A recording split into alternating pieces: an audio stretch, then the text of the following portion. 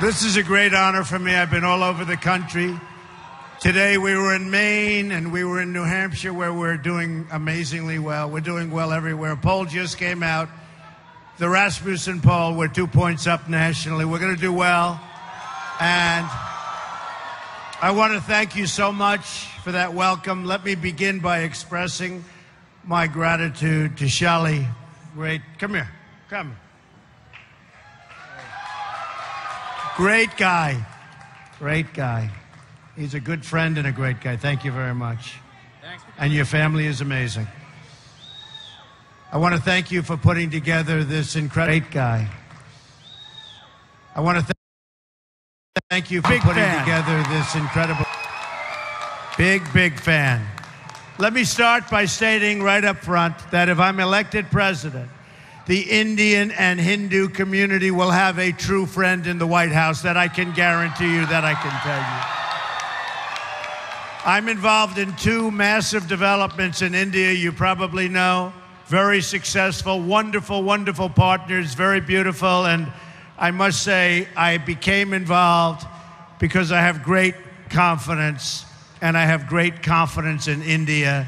Incredible people and an incredible country. So thank you very much. I was there 19 months ago and look forward to going back many, many times. Generations of Indian and Hindu Americans have strengthened our country and strengthened it like few people could ever even believe. Your values of hard work, education, and enterprise have truly enriched our nation, and we will be celebrating a Trump administration together. That I can tell you. Indian Americans have the highest rate of entrepreneurship and college graduation in our country. A Trump administration, that's pretty impressive, by the way. You don't hear that often, I will tell you. A Trump administration will massively lower taxes for our small businesses, eliminating job-killing regulations, and we will repeal and replace job-killing Obamacare, which is a disaster. But as we all know, we can't have prosperity without security, and that is why we appreciate the great friend India has been to the United States in the fight against radical Islamic terrorism, a word that our president doesn't even use. It's a word our president refuses to use. Hillary Clinton, as I call her, Crooked Hillary, does not use that term. India has seen firsthand the brutality of terrorism and cross-border violence, including the attacks in Mumbai. And I mean, look, Mumbai is a place that I love. It's a place that I understand. So for all of the people in Mumbai, the attack on Indian Parliament, absolutely outrageous and terrible. We will defeat radical Islamic terrorism. When I'm president, we will stand shoulder to shoulder with India in sharing intelligence and keeping our people safe mutually. This is so important in the age of ISIS, the barbaric threat Hillary Clinton has unleashed onto the entire world. India is key and a key strategic ally, and we don't want to even talk about it because there's nothing like the relationship that we will have. I look forward to deepening the diplomatic and military cooperation that is the shared interest of both countries. India is the world's largest, it's the world's largest democracy, an amazing statement, and is a natural ally of the United States. Under a Trump administration, we are going to become even better friends. In fact, I'll take the word even out because we are going to be best friends. There won't be any relationship more important to us. And I love when I see this over here because they're busting through the gates. They love us. We love you. There's a lot of love in this room. There's a lot of love. I look forward to working with Prime Minister Modi, who has been very energetic in reforming India's bureaucracy. Great man. I applaud him for doing so. And I look forward to doing some serious bureaucratic trimming right here in the United States. Believe me, we need it also. Americans have been asking for years, for decades, to trim the waste in government. The politicians can't do it, but I promise you this, I will do it. The wasting of taxpayer dollars will finally, in the United States, come to an end. We're going to fix these bloated and corrupt bureaucracies. Hillary doesn't have the energy. She's right now resting. She's resting, waiting for the debate on Wednesday night. Did everybody see the last debate? That was an easy one. That was very easy.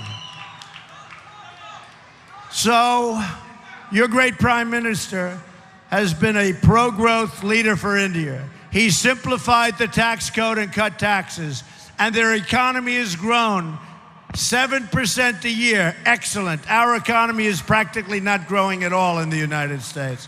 Just about zero. And with a very, very bad jobs report just this last Friday. We'll take care of that. But when I'm elected, we're going to start growing again and growing very, very fast. My reforms on taxes, trade, regulation, and energy will add at least 25 million new jobs in the next decade. We will make America the greatest place in the world to invest, hire, grow, and to create new jobs, new technologies, and entire new industries. First, we will cut taxes for all working and middle-class households in America. We're going to go to 7, and you know what we had? We had 7 brackets. We're going to bring it down to 3 brackets, with low-income Americans paying no income tax at all. There will be a massive tax simplification. We waste over $9 billion a year in tax code compliance. That ends under a Trump administration. Business tax reform is at the center of our plan. We have the highest tax rates anywhere in the world, 35%, and we're going to bring that down to 15%, which will make us one of the lowest tax countries in the world. That's good. You like that. He likes that. That's good. We will also have the largest regulatory reform in American history. Every year, over-regulation costs our economy $2 trillion a year and reduces household wealth by almost $15,000. I'm going to pause new regulations and ask my department heads to identify every useless or wasteful job-killing regulation, and they will be eliminated. It's a big problem in this country. Some of the very finest regulations will go, and they will go fast. The elimination of our job-killing restrictions on American energy will end. My pro-energy reforms will add at least 500,000 new jobs per year, lower the prices of your energy bills for all American households.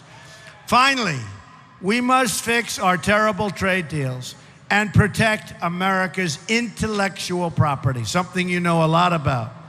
America's annual trade deficit with the world is now nearly $800 billion a year. China is stealing our intellectual property. Guess how much intellectual property a U.S. government official says China stole last year? The number is approximately $360 billion. In any event, we are going to have strong borders. We are going to have strong walls. We're going to have a wall. We're going to stop drugs from pouring into our country. The wall will be built. Mexico will pay for the wall. We haven't quite explained it to them yet. They don't quite know it yet. We're going to end up having great relationships with China and Mexico, but we are going to have a great relationship with India. Our leaders do nothing about all of the problems caused and all of the crime. They don't do anything about it. We are going to have a great society again. We're going to have honesty in government. We are going to save our Second Amendment. We are going to do so many things toward education, including the elimination of Common Core so we can bring our education local. We have to do it local. When it comes to trade, we're going to negotiate and renegotiate trade deals. We're going to have new trade deals. We believe in free trade, we believe. But our trade deals for our country are not good, they're not fair, they're not appropriate. We're going to change that. So we're going to have great trade deals, but we will be able to trade and do tremendous business, I can tell you, with India. So just in summing up, we are going to have a phenomenal future together.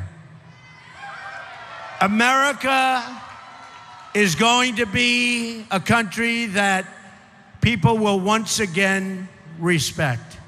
We will be wealthy again. We will be strong again. We will be powerful again and hopefully not have to use our power. But we will be powerful and we will be smart. Our military is depleted horribly. Our military will be fixed. We have great, great people. Our military will be, again, will be what America's military should be. America's military has to be strong, and America has to lead through strength. Lead through strength. We will produce jobs. We will bring back our great companies. They won't be leaving anymore, and lots of good things will happen. You know, when I started this campaign, it was very simple. I talked about strong borders. I talked about good trade. I talked about strong military. But I had a theme, and the theme was very simple. And the theme has resonated all over the world. And the theme is, just like on those hats, make America great again. And that's what we're going to do. I want to thank you all for being here. This is a great honor to have this kind of a crowd. Thank you very much, and thank you, sir. Great.